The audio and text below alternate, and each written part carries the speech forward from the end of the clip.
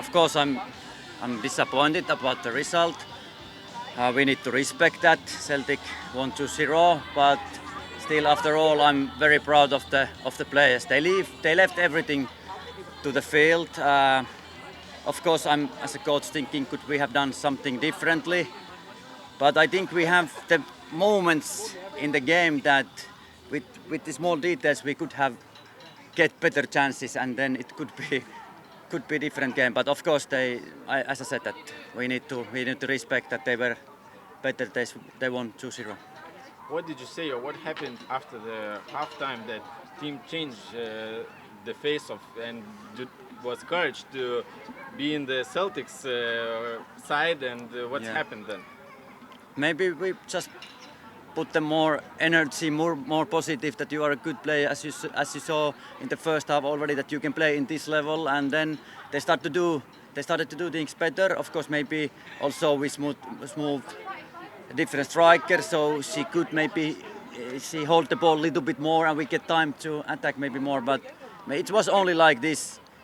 I talked like positive things during the halftime, and as I said, like in the end, it was fair result. We did everything what we can, and we need to respect that. Visų pirma, norėtųsi padėkoti sirgaliams, kurie susirinko ir palaikė mus. Tai buvo tikrai 12 žaidėjas, o ką po rungtynių, tai apmaudu pralaimėti namų aikštėje.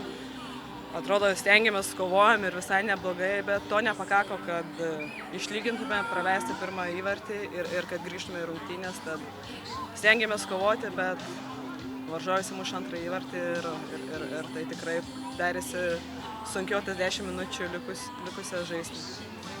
Kaip manai, ar įvartis pelnytas antrajame kėlinyje į Celtic vartus būtų iš esmės pakeitęs žaidimą?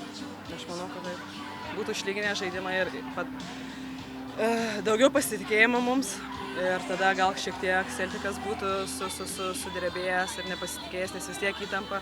Jos įmušė pirmąjį įvartį, tad gaila, kad šalia buvom įvarčio, atrodo šiek tiek pritrūkdavo, bet...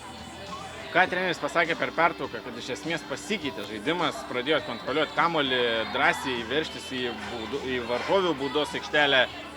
Kas įvyko per pertrauką ir antrajame kėlinyje, kad pamatėme visai kitokį Gintros veidą?